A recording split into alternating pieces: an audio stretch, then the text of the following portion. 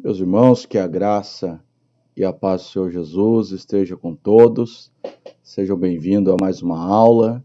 Agora iremos concluir o estudo dos livros históricos, que foi dado início lá do livro de Josué e conclui hoje com o livro de Esther. Tá?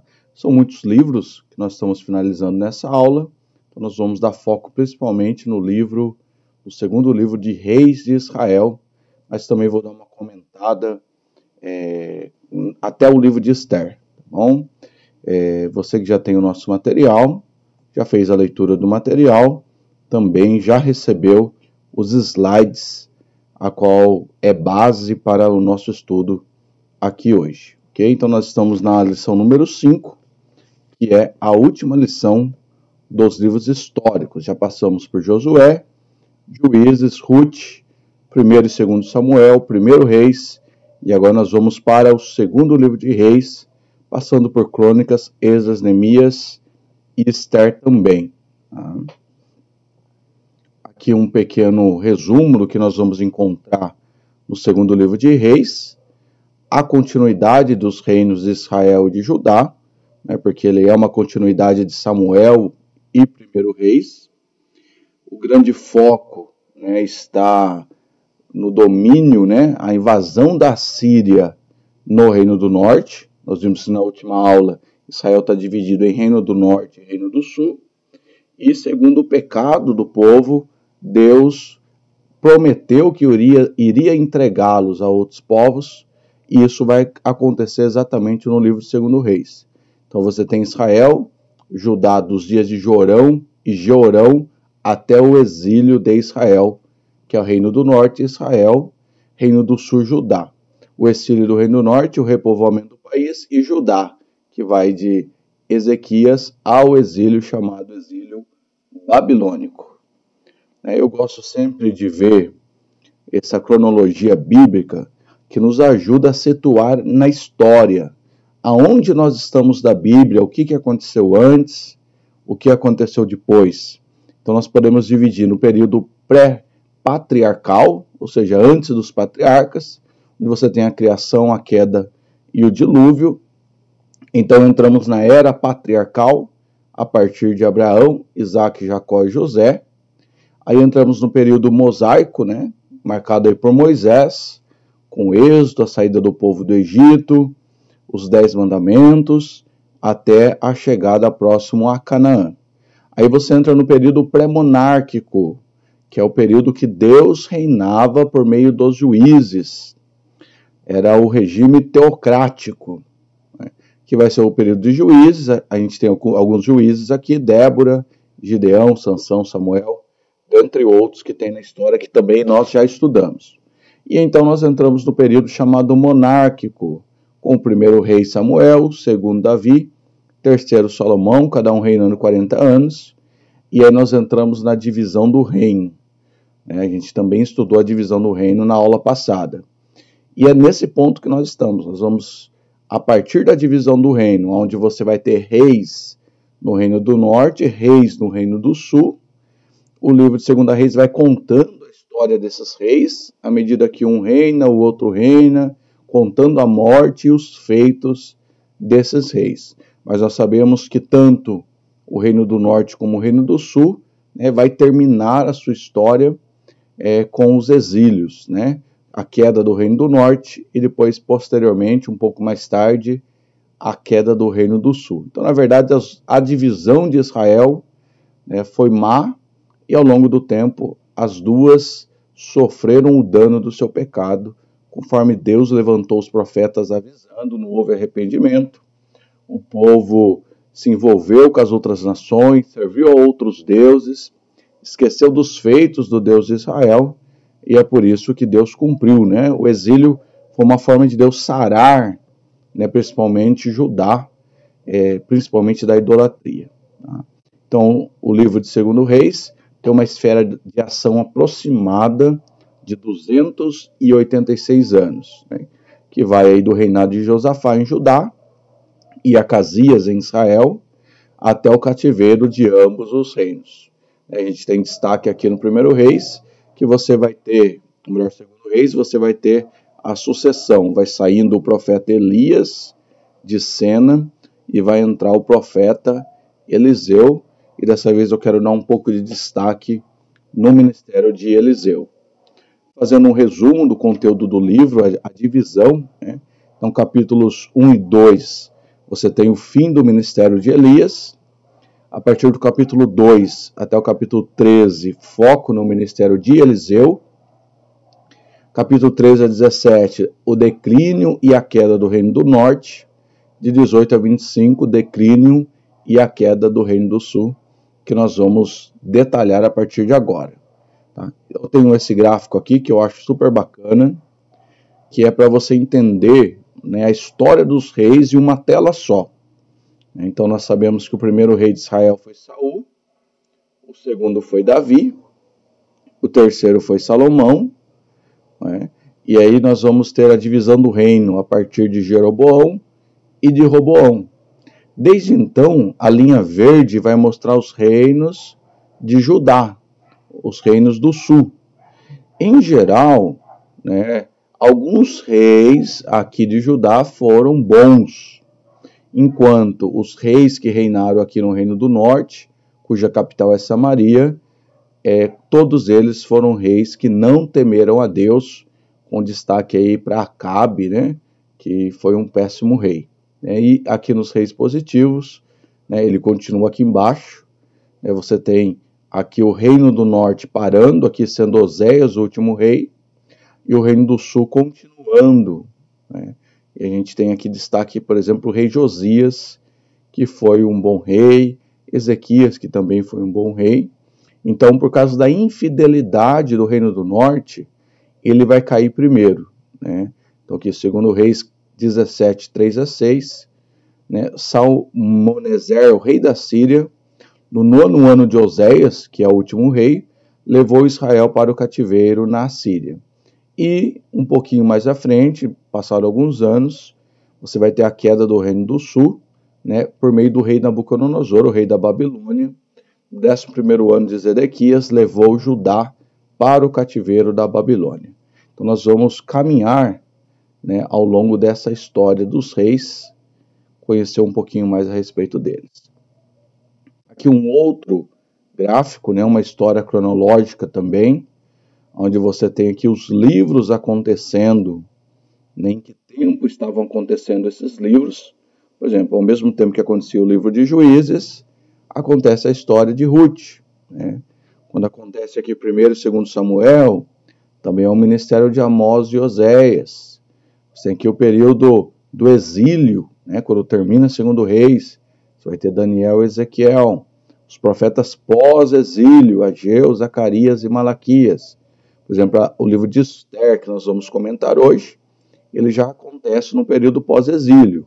É que muita gente não voltou para Israel para ajudar, continuou vivendo na Babilônia, em terras estranhas, e lá acontece a história de Esther. Ok? Então, agora, nós vamos caminhar aqui com um resumo, como nós temos feito nos outros livros. Você que gosta de história, gosta de ouvir histórias, né, relembrar histórias, muitas dessas os irmãos já conhecem. Ao longo delas, algumas aplicações eu posso fazer, mas, claro, nada é igual a você fazer a leitura da própria história na Bíblia. Se você ler a Bíblia primeiro, depois vir para a aula, vai ficar tudo mais claro. Ou se você fazer o inverso, você assistir a aula, depois ir para a Bíblia, você vai fixar mais os fatos que estão acontecendo. Então vamos lá para o capítulo 1. No capítulo 1, nós vamos ter o reinado de Acasias, né? E o reinado de Acasias é aquele rei que ele vai cair, né, do quarto, um quarto alto que ele cai, e ele tem dúvida se ele vai sobreviver ou se ele vai morrer. E ele vai mandar com que os seus servos consulte a Baal-Zebub, né, que é um deus estranho, né, na verdade é um deus das moscas. E nesse momento Deus fala com o profeta Elias, a gente está aí no final do tempo aí do profeta Elias, e o profeta Elias vai interceptar os servos lá do rei Acasias e vai dizer, olha, por quê? tem consultado profeta em outro lugar? Por acaso não há profeta em Israel? E aí Elias dá a sentença dada por Deus, diz para ele que na cama, né, que ele subiu, ele não vai descer, porque nela ele morrerá. Aí os servos de Acasias voltam até o rei e vai dizer que encontrou o homem que estava profetizando a morte deles, e conta toda a história.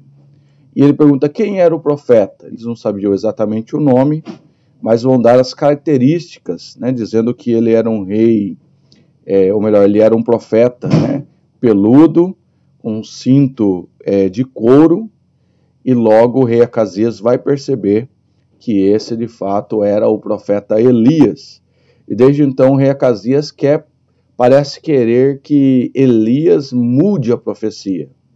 Então ele começa a procurar Elias, ver aonde Elias está, e Elias vai estar lá no alto do monte, e ele começa a mandar comitivas para chamar o rei, para chamar o profeta até o rei, né, possivelmente a fim de revogar. E aí nós temos aquela história muito conhecida, que é a história onde vai um capitão com os seus 50 soldados pedir que o profeta desça. E o profeta vai dizer: se eu sou homem de Deus, desça fogo do céu, consuma ali o capitão, os 50 soldados. E assim vai acontecer, né? Nos chama a atenção e a autoridade do profeta Elias. Não tendo retorno, o rei manda mais 50 soldados, mais um capitão. Elias diz a mesma coisa: se eu sou homem de Deus, que desça fogo do céu, também desce fogo do céu. E aí quando vai a terceira comitiva, também mais 50 homens, mais um capitão, talvez esse tenha visto, né, os corpos ali queimados ao longo do caminho e temeu, né, sabendo que 102 homens não tinham retornado. E aí você vê que a humildade faz toda a diferença, porque ele chega de uma maneira humilde. Se você ler o texto, os outros estão dizendo: desce, profeta, porque o rei está mandando. Mas esse ele já chega pedindo misericórdia, dizendo que seja preciosa a minha vida diante de ti. E aí o anjo do Senhor vai dizer a Elias: desce, e acompanha ele. E o capítulo 1 vai terminar com Elias indo lá e não revogando a profecia, mas dizendo que é isso mesmo, que aonde aquilo que ele havia dito, por um acaso não havia profeta em Israel para que ele consultasse, e dessa forma morreu ali o rei Acasias. E assim termina o capítulo de número 1. O capítulo de número 2, o segundo livro de Reis, vai mostrar ali a interessante história da transição do ministério de Elias para o ministério de Eliseu. Aí você vai ver aquela história que Elias manda Eliseu ficar onde ele está. Eliseu diz: não, vive o Senhor, que eu não vou te deixar. Ele estava determinado a acompanhar o profeta Elias por onde ele fosse. Então eles vão de Gilgal a Betel, de Betel eles vão a Jericó, de Jericó eles vão ao Jordão. Em todo o tempo Elias está dizendo para que Eliseu fique. E o tempo todo ele repete: vive o Senhor, vive a tua alma, que eu não te deixarei. E na verdade ele vai perguntar o que é que ele quer. Ele vai dizer: eu quero a porção dobrada do teu espírito. Coisa dura me pediste, ele vai responder. E disse: se me visse subir, então lhe será dado. E é então que Eliseu vai ficar ali na cola de Elias o tempo todo, porque quer acompanhar. Vamos ver ali também uma resistência, uma perseguição daqueles que são chamados filhos do profeta, que vão falar a Eliseu: Eliseu, teu senhor será tirado, ele será levado. Então parece que a ideia que Elias seria arrebatado era algo que todo mundo conhecia. Eu não sei se Elias talvez apregoasse isso, ou de alguma forma as pessoas sabiam que Elias seria ali arrebatado. E aí vai haver, na passagem do Jordão, Elias batendo a capa, o Jordão abrindo, e do outro lado Elias subindo ali em um redemoinho de fogo. Eliseu pegando a capa, né, batendo na água de volta, dizendo: onde está o Deus de Elias? E os filhos do profeta, que pareciam perseguir Eliseu fica ali assustado, porque agora o ministério de Elias parece estar com Eliseu, toda a autoridade está sobre Eliseu, né? E aí isso comprova quando eles estão vindo, né, caminhando, e a Bíblia fala que aparecem alguns meninos, né, dizendo: sobe, careca, né, zombando aí da careca de Eliseu, né, e Eliseu vai os amaldiçoar, e vão aparecer duas ursas, e vão matar ali os 42 meninos. Então, de fato, já havia ali o primeiro sinal, que é a abertura do Jordão, e agora a maldição desses meninos, de fato, havia um revestimento de poder dobrado sobre a vida do profeta Eliseu. E aí, nós entramos no capítulo de número 3, que vai dar foco exatamente no ministério de Eliseu, né? Vamos ver aquela passagem no capítulo 3, aonde Josafá manda chamar Eliseu, porque ele quer consultar se é para ir para a guerra, se Deus vai dar vitória, o que era para fazer na aliança que ele fez com outros reis. E aí tem a passagem que Eliseu vai profetizar, mas antes ele pede um tangedor, um músico, que vai ali tocar, e naquele momento Eliseu vai profetizar que de fato Deus entregará os moabitas, né, na mão de Josafá. Quando nós vamos ao capítulo de número 4, também tem uma história muito conhecida, que é a história daquela viúva que vai até o profeta dizendo que o seu marido servia e morreu, agora ela está endividada, os credores estão para levar o seu filho, e o que é que ela deveria fazer? E ele pergunta: o que é que você tem em casa? Ela disse: não tem nada em casa, né, senão uma botija de azeite, né? Claro, o azeite ali, principalmente no Velho Testamento, um símbolo do Espírito Santo, né?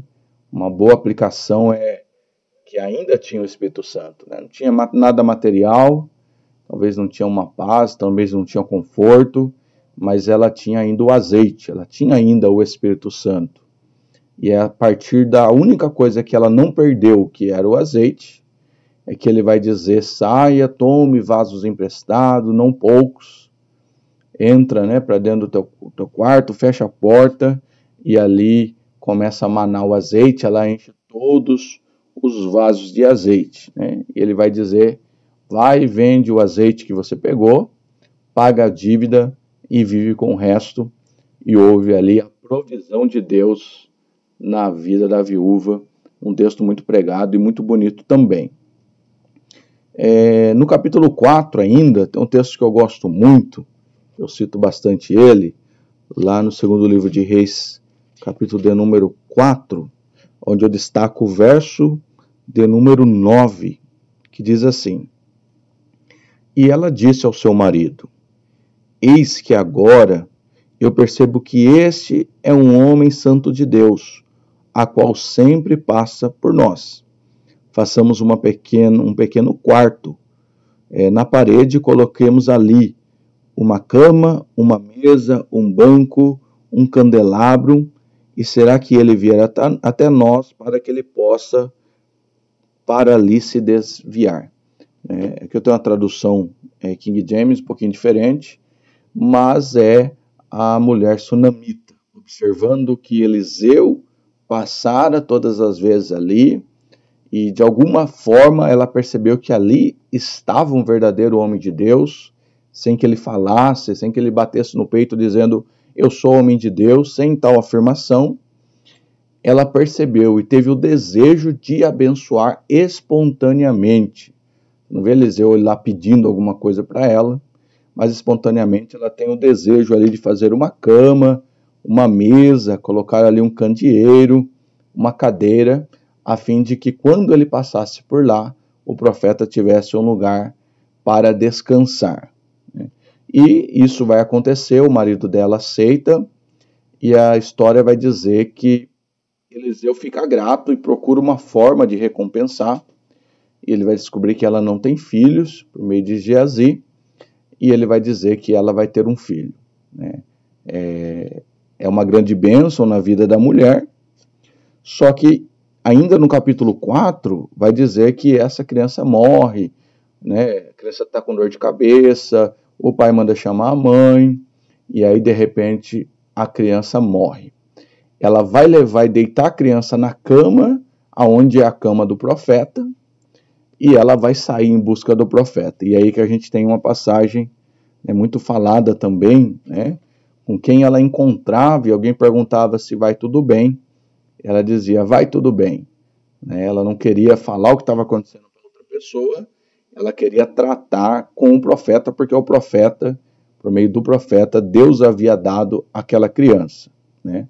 Quando ela chega ao profeta, o profeta vai até a casa dela, vai lá até o local que está a criança, a Bíblia vai dizer que ele vai deitar sobre a criança, vai soprar, vai aquecer a carne da criança, e passado um tempo, a criança vai espirrar, a criança vai ressuscitar, vai reviver, e Eliseu vai devolver a criança àquela mulher.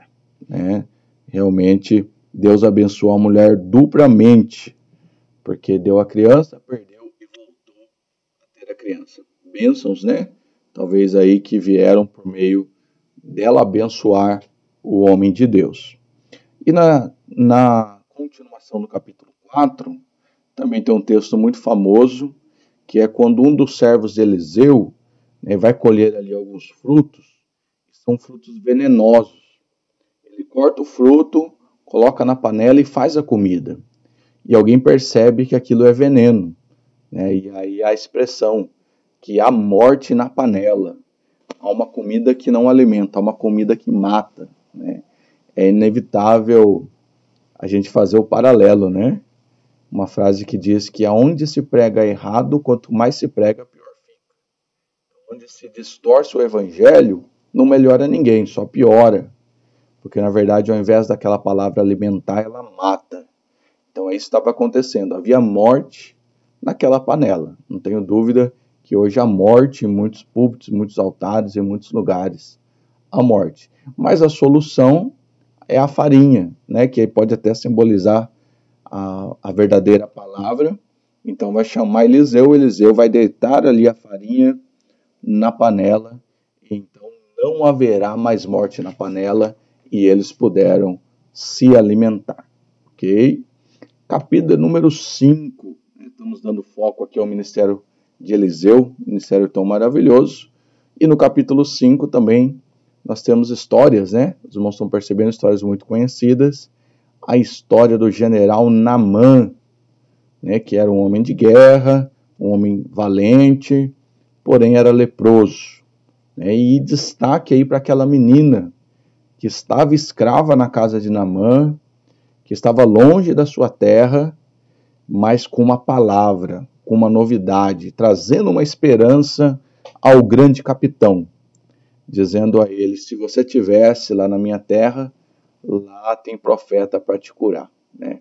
Então é uma pequena missionária, alguém que evangelizou o grande general, e o grande general vai dar ouvido, se agarrar a essa esperança daquilo que a menina falou.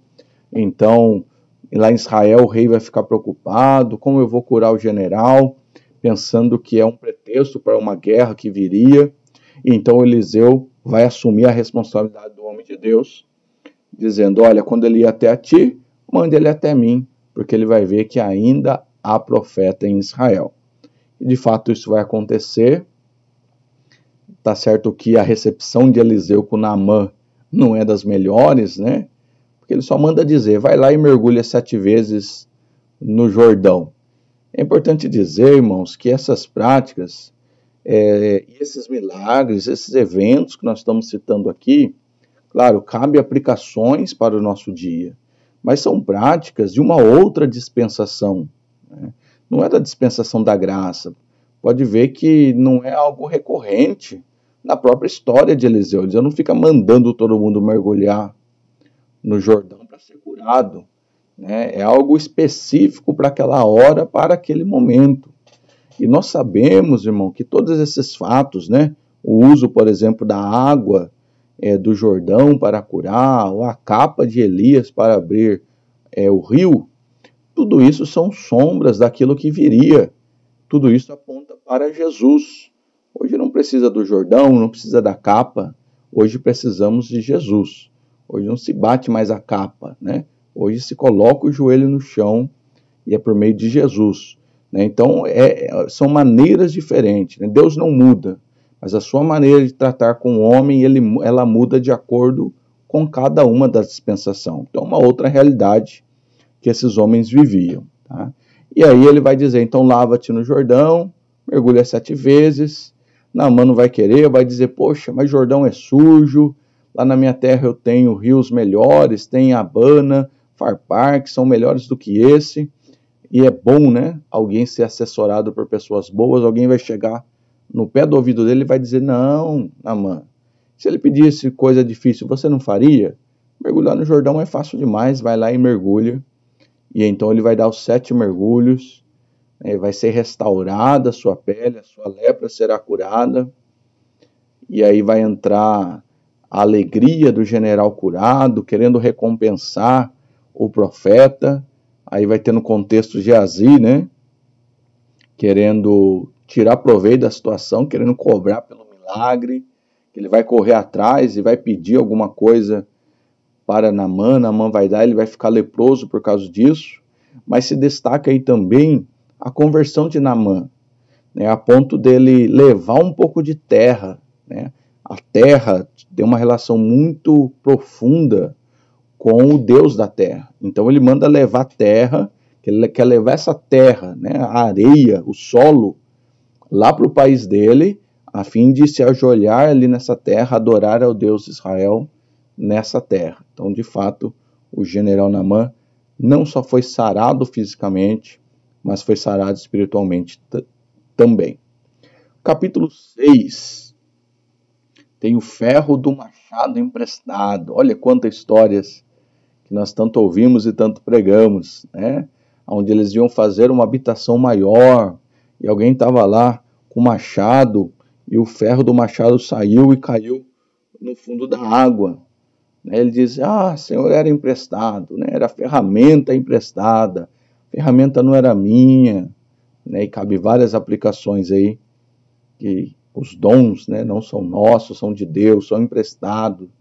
Não há motivo para se gloriar nos dons e na capacitação do Espírito Santo. Uma vez retirando o Espírito Santo, não nos sobra nada, não conseguimos fazer nada, não se canta, não se prega, não se evangeliza, não se ensina, não pastoreia. Tudo isso é graça de Deus. E ele vai pegar um galho, né, vai passar o galho sobre as águas e vai fazer o ferro ali da ferramenta flutuar, né? E também no capítulo 6, tem ali a narrativa de que Eliseu manda avisar o rei de uma emboscada dos seus inimigos, né? E o inimigo fica sabendo quem que é aquele dedo duro que está dizendo os nossos planos. E alguém diz, não, tem um homem lá que o que você fala escondido no quarto, Deus fala para ele. Aonde está esse homem? Está em Dotã, né? E aí você vai ver a narrativa do capítulo 6, um exército indo em busca do profeta Eliseu para matá-lo. Eliseu está com o seu moço. Quando o moço olha e fala, e agora, Eliseu, o que a gente vai fazer? E ali Eliseu está dizendo, você não está vendo que mais são os que estão conosco do que estão com eles? Ali o moço não entende, né? Porque não tinha uma visão espiritual aguçada como o do profeta. E aí, mais uma vez, a autoridade da oração do profeta orando pelo moço, pedindo para que Deus abra os olhos dele. Abrindo os olhos do moço, ele falou, agora eu vejo, né, mais é o que está conosco. Eu vejo carros de fogo entre as colinas, né? E ali Deus vai operar um milagre, porque eles não vão achar, né, aonde está Eliseu. Deus vai tomar eles de uma cegueira, vai guiar eles para outro lugar, e Deus dá o livramento para o profeta. Também ainda no capítulo 6, tem uma passagem muito marcante, muito triste, né, do cerco feito em Samaria, quando ninguém podia entrar, ninguém poderia sair, começa a haver fome, uma mãe negociando o seu filho com outra mãe para matá-los, para matar a sua fome, e dessa forma há um grande alvoroço ali em Samaria, e o preço ali das coisas sobe muito, a cabeça de jumento vale muito, o esterco dos pombos vale prata, e o rei quer culpar Eliseu, e aí Eliseu vai profetizar, né, que já no capítulo 7, que amanhã, àquela hora, haveria grande comida. E a gente vê os 4 leprosos, né, que estavam para o lado de fora da cidade, dizendo: se a gente entrar para a cidade vai morrer, se ficar aqui vai morrer, se a gente ir lá para o acampamento dos sírios vamos morrer, mas vamos tentar. E aí Deus amplifica os passos ali dos 4 leprosos, usa os 4 leprosos de alguma forma que os sírios pensou que vinha ali uma grande cavalaria, um grande exército, que Samaria tinha feito aliança com, então eles temeram e fugiram e deixaram ali o seu acampamento fartura, onde os leprosos não só se alimentaram, mas avisaram também a cidade que havia fartura, e a profecia do profeta se cumpriu, né? A profecia do profeta de Deus, ela se cumpre integralmente. Veja que é diferente do que por muitas vezes as pessoas hoje profetizam, né, em busca de fama, né, em busca de sucesso, em busca de compartilhamento, de visibilidade, né, em busca de ganhos. Nós vemos ali no ministério do profeta Eliseu a sua integridade, né, por muitas vezes profetizando aquilo que as pessoas não queriam ouvir, mas em todo o tempo Deus sendo com ele. Inclusive as pessoas duvidando dele, né, você vai ver ali o guarda da porta, né, que duvidou, e quando todo mundo saiu correndo, ele acabou perdendo a sua vida, né? E aí, partindo agora lá para o capítulo 9 e 10 em diante, nós vamos ver agora Eliseu mandando ungir a Jeú, né? Jeú vai ter um grande papel ali de justiça. Ele unge um justiceiro, alguém que vai vingar ali a casa de Acabe, Jezabel, as pessoas que fizeram mal ao Senhor e levou o povo a adorar deuses estranhos. Então ele vai matar toda a casa de Acabe. Vai também participar da morte de Jezabel, quando Jezabel vai cair do alto lá da casa, e ele vai entrar, se alimentar ali com os servos de Jezabel, vai deixar o corpo dela caído, depois vai dizer: vamos lá sepultar ela, porque afinal de contas é uma rainha, e quando chega lá, além do teu sangue todo espalhado pela parede, os animais tinham comido o seu corpo, cumprindo aquilo que Elias havia profetizado acerca de Jezabel, né? Lá no capítulo 10, no verso lá 19, Jeú mata os servos de Baal e tira a estátua. É muito interessante, né? Porque ele está vingando Deus, né? Vingando a idolatria, a maldade daquele povo. Então ele chama todo mundo, diz: vamos fazer um culto aqui a Baal, vamos fazer um sacrifício. Chama todos os sacerdotes que queriam adorar a Baal. Quando está todo mundo lá dentro, ele passa a espada, mata todo mundo. E Jeú fez ali uma grande obra, né? Livrando Israel de Baal, destruindo os postes ídolos. Foi alguém que Deus levantou para purificar ali o reino de Israel. O capítulo 11, 12, 13... são capítulos que vão citar vários reis, né? Não tem como citarmos detalhadamente por questão de tempo, mas lá no capítulo 13 está narrado ali o final do ministério de Eliseu. Eliseu morre e algo que não havia acontecido ainda antes, algo muito ímpar na vida de Eliseu, que é quando cai um homem morto na cova de Eliseu, e lá estão os ossos de Eliseu. E quando aquele homem cai lá morto, toca nos ossos de Eliseu, esse homem vai reviver, né? Ali mostra bem, né, o ministério do profeta. O próprio profeta morto, ainda abençoando, ele precisando de vida, mas dando vida às outras pessoas. O ministério é exatamente isso, né? O prazer de servir. Ele não estava vivo, né? Às vezes o profeta está precisando, né, o líder está precisando, e ele está abençoando ao invés de pegar para ele. E vai acontecer aí esse milagre. Algum vai aplicar, né, dizendo que faltava esse milagre para que Eliseu operasse exatamente o dobro do milagre do ministério de Elias, e Deus estaria confirmando que deu a porção dobrada na vida de Eliseu. Okay? Aí 14, 15, 16, vários reis em Israel, vários reis em Judá, a maioria deles também fazendo o mal diante do Senhor. E aí nós chegamos no capítulo 17, que é um capítulo bastante emblemático, porque agora vai se cumprir a queda do Reino do Norte. Deus havia prometendo, você estuda lá os profetas menores, profetas maiores, profetizando, né, que eles se arrependessem, que eles voltassem atrás, e não há quebrantamento, não há arrependimento, não há mudança. Então o juízo de Deus vem sobre todo o Reino do Norte. Tá? Então o capítulo 17 começa lá dizendo que é Oséias quem está reinando lá, e contra ele vem o rei da Síria. Né? Você tem a Síria, você tem o Egito, né, no contexto como grandes nações poderosas, e você tem lá o Salmanasar, né, que é aí o rei da Síria. E ele vai fazer com que Oséias, no primeiro momento, comece a pagar tributos. Né? Domina, não destrói, mas diz, você vai ter que me pagar muitos tributos, e ali começa o declínio de verdade do Reino do Norte. Né? Havia um declínio já espiritual, agora um declínio financeiro. Né? E logo o rei da Síria, ele desconfia ali de uma conspiração que Oséias estava fazendo uma aliança com o Egito, né? E manda prender ele. E ele vai cercar ali durante 3 anos Samaria, e depois o profeta, de fato, vai se cumprir a profecia dos profetas. Eu quero abrir aqui o capítulo 17, verso 13, porque aquilo que estava acontecendo com o Reino do Norte era exatamente aquilo que Deus já havia falado com os profetas, né?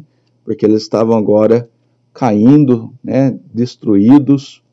Capítulo 17, verso 13 e verso 14, que vai nos dizer assim o texto bíblico: Contudo, o Senhor testificou contra Israel e contra Judá, por intermédio de todos os profetas e de todos os videntes, dizendo: Volvei-vos dos vossos caminhos maus e guardeis os meus mandamentos e os meus estatutos, segundo toda a lei que ordenei aos vossos pais e que enviei a vós por intermédio dos meus servos, os profetas. Não bastante, eles não quiseram ouvir, mas endureceram o pescoço com o pescoço dos teus pais, que não creram no Senhor teu Deus. Então Deus está permitindo a invasão da Síria sobre o Reino do Norte, e ali o profeta, né, o registro que isso era o cumprimento da profecia. Né? Então o rei da Síria, ele trouxe gente da Babilônia, né, trouxe gente de outros povos para habitar na parte norte ali de Israel, e dali vai sair um episódio interessante que é os samaritanos. Você vai ver lá no relato dos evangelhos que judeu não se dá com os samaritanos, o próprio João pedindo fogo do céu para matar os samaritanos, a mulher samaritana dizendo que não se dá bem com Jesus, que é judeu. É porque a parte sul, né, que é a parte de Judá, não considera, né, os samaritanos como o povo de Israel, porque o reino da Síria fez essa mistura de povos. Então os samaritanos é um povo misturado, não é apenas um povo hebreu, né? E por isso esse preconceito dos judeus para com os samaritanos, né? Então está devastado o Reino do Norte, está destruído, e agora outros povos que começam a habitar lá naquele lugar. E é interessante que aí o texto vai narrar que começam a surgir ali leões, né? E o rei, né, da Síria diz: mas por que esses leões estão indo lá, matando o povo? E ele vai deduzir porque o Deus da terra está irado, por isso que está mandando leões. Então ele vai mandar sacerdotes lá para fazer sacrifício ao Deus de Israel, a fim de que a ira do Deus de Israel diminuísse e não enviasse mais leões para destruir o povo. Mas esses sacerdotes também, né, não conseguiram purificar o povo, também era um povo misturado, e o próprio texto vai dizer que eles se misturaram, né, adoraram outros deuses, ao mesmo tempo que adoraram o Deus de Israel, e na verdade não conseguiram purificar. E é muito triste, né, a história do Reino do Norte, porque eles praticamente deixam de existir, porque eles se misturam, vão embora, e é o resultado do pecado do Reino do Norte, desde lá adorar deuses estranhos, levantar um altar lá em Samaria. Então Deus não os traz de volta, se perde ali. A história do Reino do Norte se finda nesse lugar, né? Então, segundo Reis 17:24, o rei da Síria trouxe gente da Babilônia, de Cutá, de Ava, de Ramate, de Safarvaim, e fez habitar na cidade de Samaria, em lugar dos filhos de Israel. E eles tomaram a Samaria em herança e habitaram nas suas cidades. Então eles dominavam dessa forma, misturando, fazendo uma mistura do povo. Então o capítulo 17, 2 Reis, registra um importante fato da queda do Reino do Norte. Mas a história continua porque ainda existe o Reino do Sul, que a Bíblia trata como Judá. Então a gente vai, a partir do capítulo 18, tratar apenas de Judá. Então ele inicia lá o capítulo 18 com o reinado de Ezequias, né, e aquela famosa guerra contra Senaqueribe, né, muito pregada, muito falada. Lá no capítulo 19 tem a oração de Ezequias pedindo livramento diante de Senaqueribe. E é muito interessante, lá no capítulo 19, ainda do 2 Reis, tem aqui a oração que Deus respondeu ao rei Ezequias. 19:20 vai nos dizer: Então Isaías, o filho de Amós, mandou dizer a Ezequias: Assim diz o Senhor Deus de Israel, quanto ao que tens orado a mim contra Senaqueribe, rei da Síria, eu ouvi.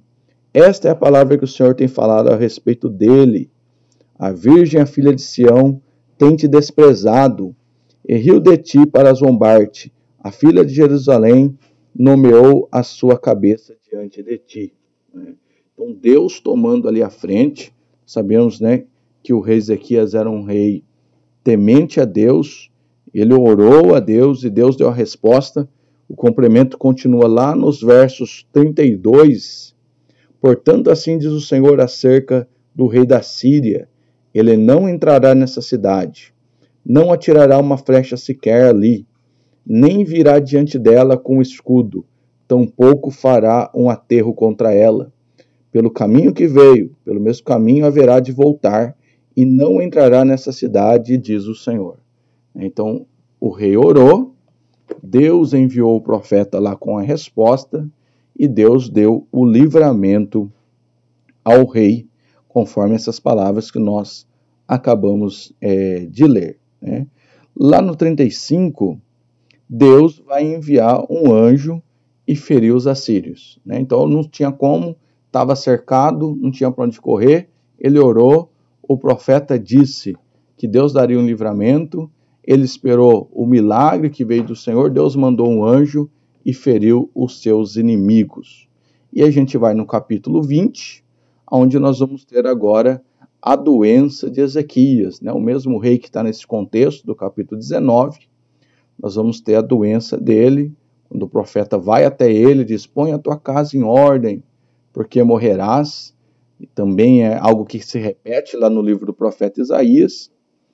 E mais uma vez Ezequias sabia do poder da oração. E lá no capítulo 20, vamos ler aqui também, capítulo 20, verso 3, tem a oração dele. E eu te suplico, ó Senhor, lembra-te agora de como eu tenho caminhado diante de ti em verdade e com um coração perfeito, e tenho feito aquilo que é bom à tua vista. E Ezequias chorou amargamente. Então ele recebe a mensagem do profeta que vai morrer, ele coloca a cabeça na parede, chora e ora ao Senhor pedindo que lembre dos feitos dele. né? E é maravilhoso que, mais uma vez, a resposta vem naquele momento, porque o verso 4 diz: E sucedeu que antes de Isaías ter saído para o meio do pátio, que a palavra do Senhor veio a ele dizendo: Volte novamente e conta a Ezequias, o capitão do meu povo. Assim diz o Senhor, o Deus de Davi, o teu pai: Ouvi a tua oração e tenho visto as tuas lágrimas. Eis que te curarei. No terceiro dia tu subirás para a casa do Senhor. Eu acrescentarei os teus dias 15 anos, e livrarei a ti e essa cidade da mão da Síria. Ele ia morrer, não vai morrer mais, vai viver 15 anos, e ainda o Senhor vai livrá-lo, continuar livrando do seu principal inimigo, né? Que lição aí a história de Ezequias, a oração muda de fato o coração de Deus. Só que Ezequias, que acertou tanto, também errou, porque quando ele foi sarado, os reis ficaram sabendo da sua cura e mandou ali mensageiros, mandou presente, e Ezequias, talvez tomado de uma alegria demais, fez aquilo que não era lícito. Ele mostrou os tesouros que existiam, né? Ele abriu os tesouros para os homens que vieram da Babilônia. E vai aparecer Isaías, né? Você vê que o profeta Isaías, ao mesmo tempo que ele profetiza as bênçãos quando Deus manda, né, a cura, o escape, o livramento dos assírios, mas ele também traz uma profecia muito dura, que está lá no capítulo 20, ainda no verso 17 e 18, que diz assim: Eis que vem dias em que tudo que estiver na tua casa, e aquilo que teus pais tiveram acumulado até esse dia, será carregado para a Babilônia. Nada será deixado, diz o Senhor, e dos teus filhos que sairão de ti, aos quais tu gerarás, eles levarão, e eles serão eunucos no palácio do rei da Babilônia. Meus irmãos, que profecia dura! Era a profecia de Isaías falando sobre a queda agora do reino do sul, que nesse momento Ezequias é o rei. Está vendo esses tesouros? Vão ser levados pela Babilônia. Seus filhos, né, os seus descendentes, serão escravos na Babilônia, né? Então, uma dura profecia de Isaías, que nós sabemos que se cumpriu à risca, né? Avançando aqui um pouco mais, a gente tem aí no capítulo 21, né, Manassés, que é o filho de Ezequias, começa a reinar aí com 12 anos. Esse não é um bom rei, segundo a Reis 21:6, e até fez passar o seu filho pelo fogo, adivinhava pelas nuvens, era agoureiro, ordenou adivinhos e feiticeiros, e prosseguiu em fazer o que era mal aos olhos do Senhor, para provocar a ira. Então, enquanto o rei Ezequias era um bom rei, orou e Deus respondeu, o seu filho, né, Manassés, não era um bom filho, né? Alguém diz que ele ora e chora no capítulo anterior, pedindo vida, porque ele ainda não tinha um descendente. Tanto que você vai ver aí que quando ele morre, Manassés ainda tinha 12 anos, né? Mas vai queimar filhos no fogo, trabalhar com feitiçaria, vai seguir a linha de muitos reis, não vai ser generoso e bondoso como Ezequias. Mas lá no capítulo 22, nasce um rei, né? Surge um rei, que também é um rei tão bom quanto Ezequias. O nome dele é o rei Josias, que começa a reinar com apenas 8 anos de idade, né? Ele faz um belo reinado, né? Assim como o bisavô Ezequias, né? Temendo ao Senhor. Tanto que o capítulo aqui 22 fala muito do rei Josias. Tem reis que a Bíblia não fala muito dele, né? Ele começou a reinar tal ano e logo já morreu e fez o que era mal. Mas se você olhar aqui a história de Josias, há uma narrativa mais completa. No tempo de Josias, Deus trouxe um avivamento breve ali. Não foi suficiente para reverter a sentença que Deus já havia dado a Judá, mas mudou. Naquele tempo ali trouxe um avivamento muito grande. Quando você vai no capítulo 22, lá no verso de número 8, você vai encontrar aqui a ação do rei Josias, e o texto vai dizer assim: Euquias, o sumo sacerdote, disse a Safã, o escriba: encontrei o livro da lei do Senhor. E Uquias deu o livro a Safã e o leu. E Safã, o escriba, voltou ao rei e trouxe novamente o rei a palavra e disse: os teus servos recolheram o dinheiro que foi achado na casa e entregaram na mão daqueles que executaram a obra, que tem supervisão da casa do Senhor. E Safã, o escriba, apresentou o rei dizendo: Uquias, o sacerdote, entregou-me um livro. E o Safã leu diante do rei. Irmãos, olha que incrível. A lei do Senhor, a palavra de Deus, estava perdida no meio do templo. No meio, havia entrado tantas coisas na religião deles, que o próprio texto bíblico, a própria palavra, havia se perdido. Se ocuparam de tantas outras coisas e esqueceram o essencial. Inventaram tantas práticas e esqueceram o essencial. De forma que o sacerdote, por um acaso, encontrou o livro abandonado dentro do templo. Irmão, isso nos traz uma reflexão para nós, né? Não podemos deixar de priorizar o texto bíblico. Há muito nós vemos inovações, práticas, né?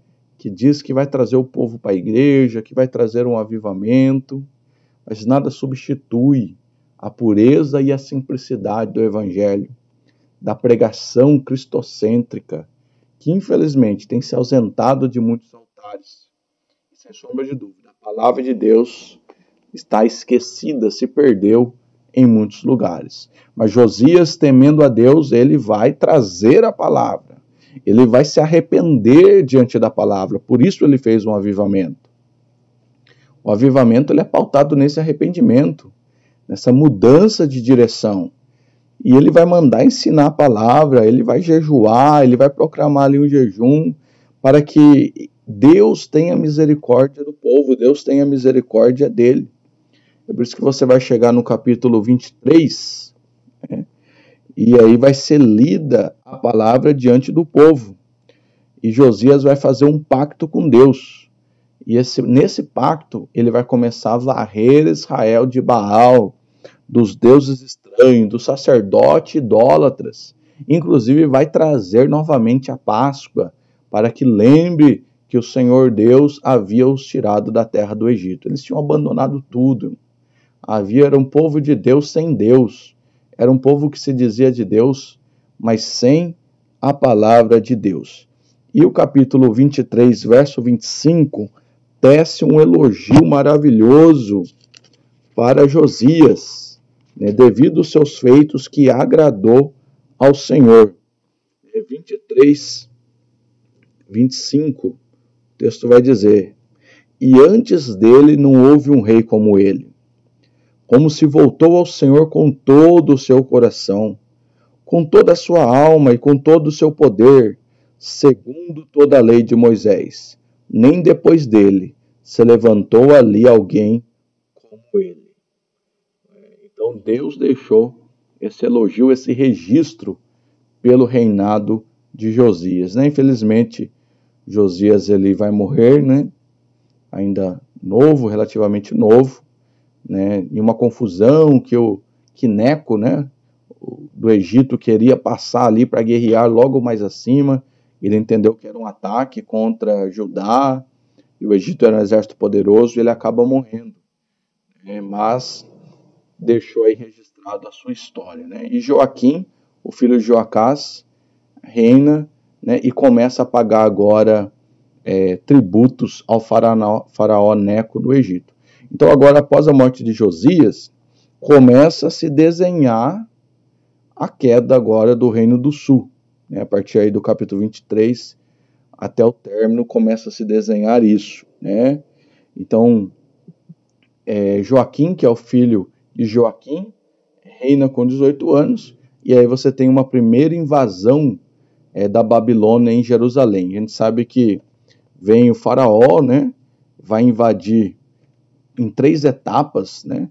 O faraó não, aí no caso é Nabucodonosor, porque ele está ali na mão do Egito, na mão da Babilônia, né?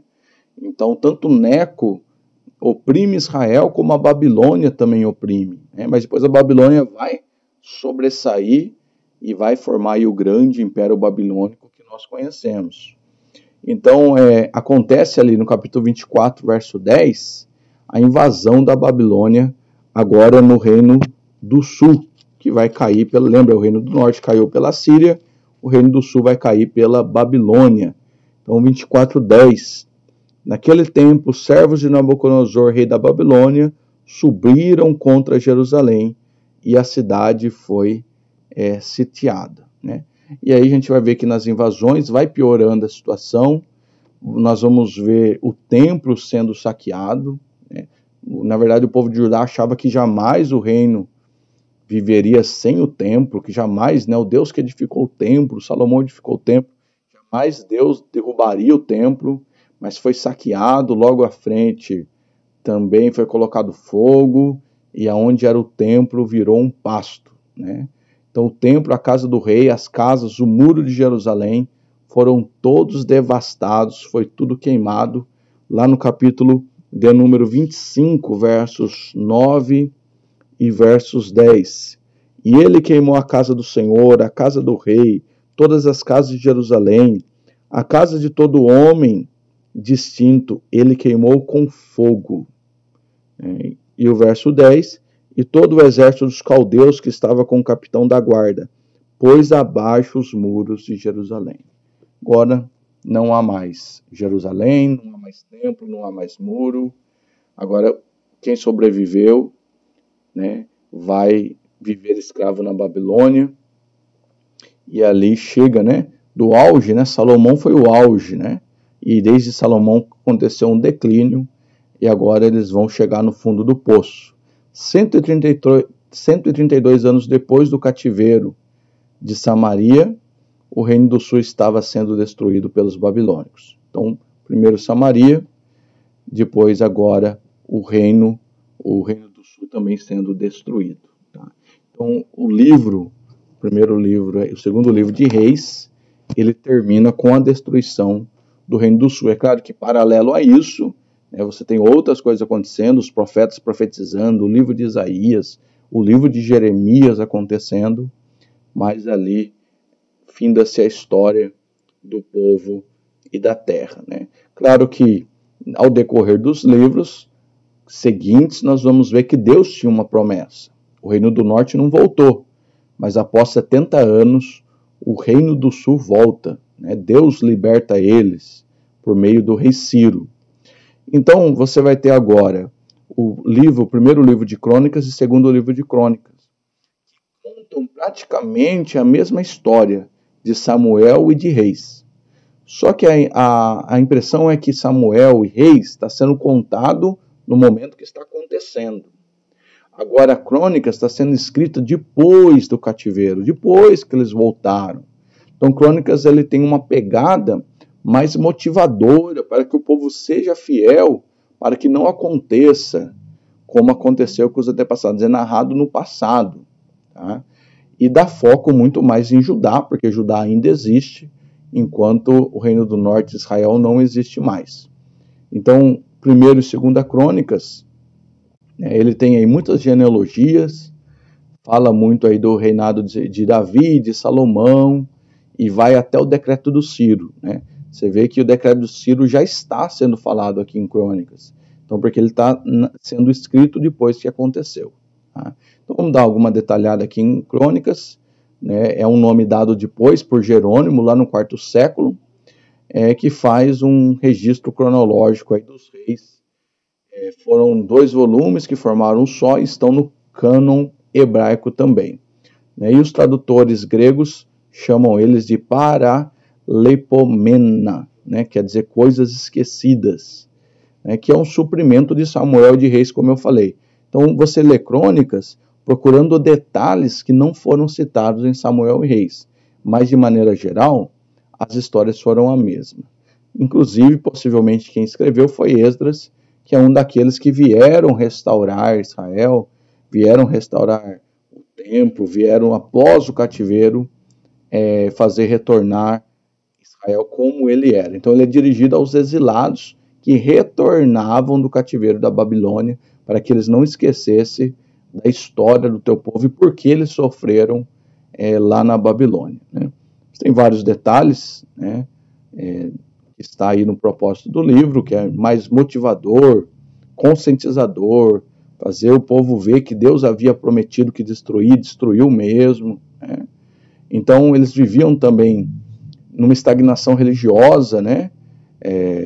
Você vai ver essa estagnação, porque depois que eles voltam do cativeiro, parece não querer mais se ocupar com as coisas de Deus. Então tem uma exortação nesse sentido, que eles voltassem, porque havia esperança que o Messias voltasse após o cativeiro babilônico, né? Viesse, né, no caso para eles. A primeira vinda de Jesus aconteceu um pouquinho mais tarde, mas já que nós sobrevivemos ao cativeiro é porque o Messias está vindo.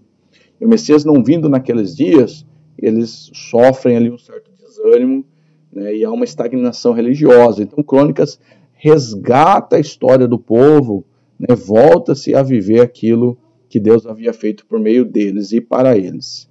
Então, primeiro Crônicas, você vai ter até o capítulo 9 só genealogias, né, que tem um peso muito grande para o judeu. Depois você vai ter a história de Davi, né, lá em 29 a história de Salomão. Veja que são as mesmas histórias que temos lá em Samuel. Aqui mais uma divisão, nós temos dos livros. E o segundo Crônicas, você começa a partir do reinado de Salomão, passa por todos os reis de Judá, que a gente também acabou estudando em 1º e 2º Reis, só que ele vai dar destaque no decreto de Ciro, explicando por que é que eles saíram da Babilônia, né, que Deus havia dito que os levaria para lá. Eles ficam 70 anos e depois eles retornam. E aqui nós temos um contraste, né, com Samuel e Reis e Crônicas, né? Então é a mesma história, mas com uma visão diferente. De um lado é uma visão mais histórica, conforme acontece ao registro, do outro lado é uma visão sacerdotal, né, querendo ali lutar contra uma indiferença espiritual que havia naquele tempo. Aqui mais um comparativo, né, que não vou citar passo a passo para não alongar muito, né, mas uma visão que a gente encontra em Samuel e Reis, e a visão, as diferenças que você encontra aí em Crônicas também. E alguns episódios mencionados em Crônicas esclarecem alguns mencionados em Samuel e Reis. É por isso que Crônicas é um complemento de Samuel e Reis. Se você tem em mãos o nosso material, né, o nosso livro, você pode se dirigir lá à página 139 até 141, que ele vai mostrar ali 19 pontos de esclarecimentos de Crônicas que não foram explicadas lá em Samuel e em Reis. Então, tenho dúvida, Crônicas vai explicar, contar melhor a história, podemos dizer dessa forma. Então, é um complemento.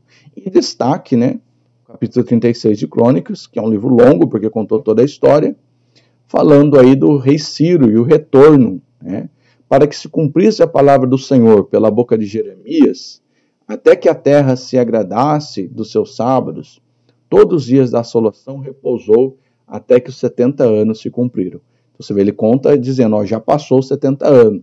E ele vai explicar o que aconteceu. Porém, no primeiro ano de Ciro, que foi o rei da Pérsia, que dominou a Babilônia, para se cumprisse a palavra do Senhor pela boca de Jeremias, despertou o Senhor o espírito de Ciro, rei da Pérsia, a qual fez passar pregão por todo o reino, como também por escrito dizendo, assim diz Ciro, rei da Pérsia, o Senhor Deus dos céus, me deu todos os reinos da terra, e me encarregou de lhe edificar uma casa em Jerusalém, que está em Judá, quem há entre vós, de todo o seu povo, o Senhor seu Deus seja com ele e suba. Então, o próprio Deus usando Ciro para dar anistia, libertação aos judeus para que eles possam voltar, restaurar o templo, restaurar a condição espiritual, restaurar os muros. Nós temos aí um achado arqueológico que prova a existência de Ciro, né, o cilindro chamado cilindro de Ciro, né, que foi encontrado com inscrições, com decretos. Você também pode pesquisar mais a respeito do cilindro de Ciro, mas é importante que prova que ele existiu e prova que a Bíblia é verdadeira. E aí nós vamos ter Esdras e vamos ter Neemias, que são pessoas, né, que colaboraram para essa restauração. Não era fácil reconstruir uma nação destruída, né? Então, homens valentes, corajosos, vão tomar a frente de tudo para que haja reconstrução do templo, da cidade, do muro e também, como eu falei, da condição espiritual. Então, nós vamos ter aí o livro de Esdras, contando aí a história em torno de 100 anos. Então, registra o período do retorno do cativeiro da Babilônia para Jerusalém, a reconstrução do templo. Então, é mais ou menos aí o mesmo tempo de Neemias e o tempo que acontece também é o livro de Esther. Então, Esdras, particularmente, tem como propósito mostrar como o Senhor cumpriu a sua promessa feita por Jeremias, que o povo retornaria, né? Então, Esdras mostra a fidelidade de Deus, que o Senhor traria eles de volta após os 70 anos e reconstruiria o templo e reconstruiria a cidade. Então, o capítulo de 1 a 6 tem o retorno da primeira leva com Zorobabel, e o capítulo de 7 a 10 mostra aí o retorno da segunda leva já com Esdras.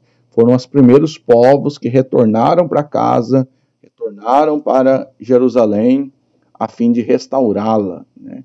Que você tem a cronologia do cativeiro, de várias maneiras aí de medir os 70 anos de cativeiro, mas certo é que Deus cumpriu aquilo que haveria de prometer, né? Quando Deus vai dizer lá a Isaías, né, que operando eu, quem impedirá? Está dentro desse contexto, porque ele era poderoso para levar o povo preso, mas para trazer o povo de volta e restaurar a Israel ainda.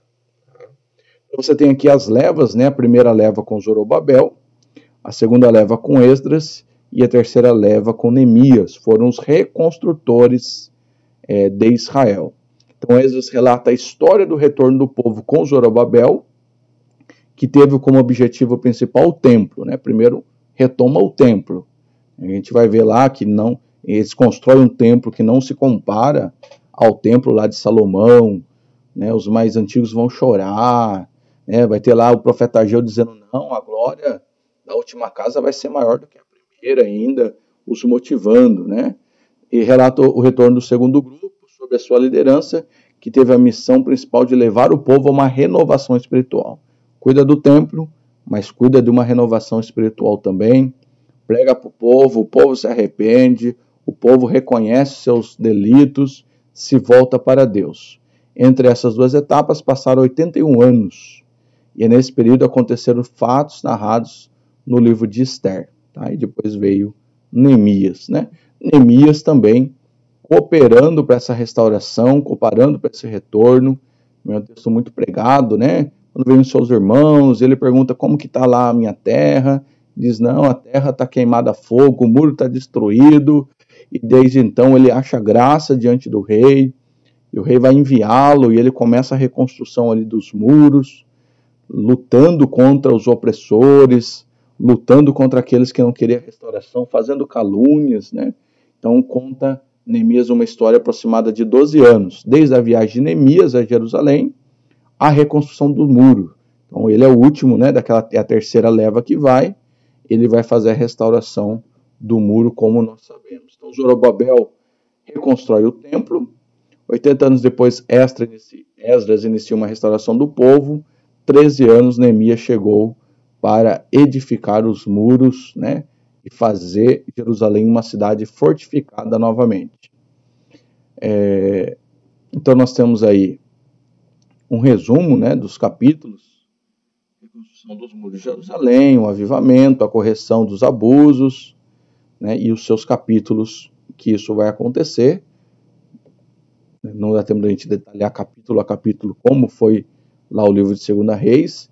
Aqui a viagem de Neemias, né, saindo lá da Babilônia, lá de Suzã, viajando aqui até Jerusalém, né, sem avião, né, sem carro, aí 1.760 quilômetros aproximadamente até chegar lá. Né. Ele chega, vê que estava pior a situação do que ele imaginava, e a gente tem a narrativa do livro de Neemias, e a forma que Deus faz dele um grande líder ali.